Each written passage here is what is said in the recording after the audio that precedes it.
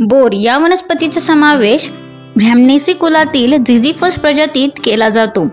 झिझिफस प्रजातीत सुमारे 40 जाती असून भारतात या प्रजातीतील सुमारे 17 जाती वन्य अवस्थेत आढळून येतात। त्यापैकी पुष्कळ जातींची मांसल आठळीयुक्त फळे खाद्य आहेत व ती बोर या सामान्य नावाने ओळखली जातात। भारतात सामान्यपणे सर्वत्र आढळणाऱ्या बोर वनस्पतीचे शास्त्रीय नाव झिझिफस मॉरिशियाना आहे।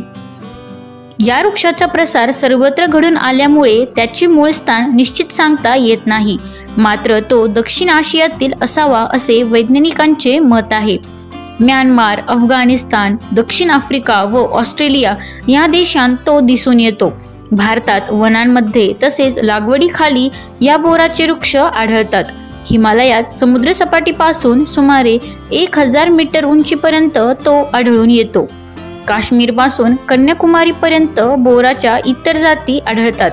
झिझिफस प्रजातीतील झिझिफस ही बोराची आणखी एक जाती भारतात आणि अन्य देशांत आढळून येते। पाने, फुले, फळे इत्यादी संदर्भात झिझिफस मॉरिशियाना आणि झिझिफस या दोन्ही जातींमध्ये खूप साधर्म्य दिसून येते। बोर वृक्ष लहान, सदापर्णी व काटेरी असून सुमारे 12 मीटर उंच वाढतो। खोडाची साल गडद काळी व भेगाळलेली असते।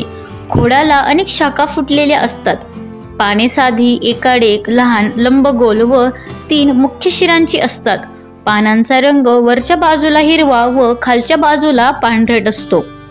पानांचे काटे तीक्ष्ण व देठाजवळ जोडीने असून एक काटा सरळ तर दुसरा वाकडा असतो। फुलोरे पानांच्या बेचक्यात वल्लरीत येत असून फुले लहान व हिरवट पांढरी असतात।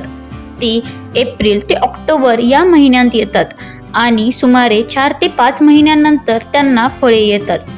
फळे गोल व लंबगोल असून जातीनुसार ती लहान मोठी असतात।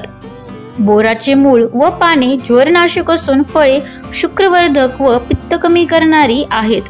फळे प्रतिऑक्सिडीकारक, शामक व चवीला आंबट गोड असून गर पौष्टिक व चविष्ट असतो। फळांमध्ये प्रथिने, कर्बोदके, अ आणि क जीवनसत्वे आणि पोटॅशियम असते।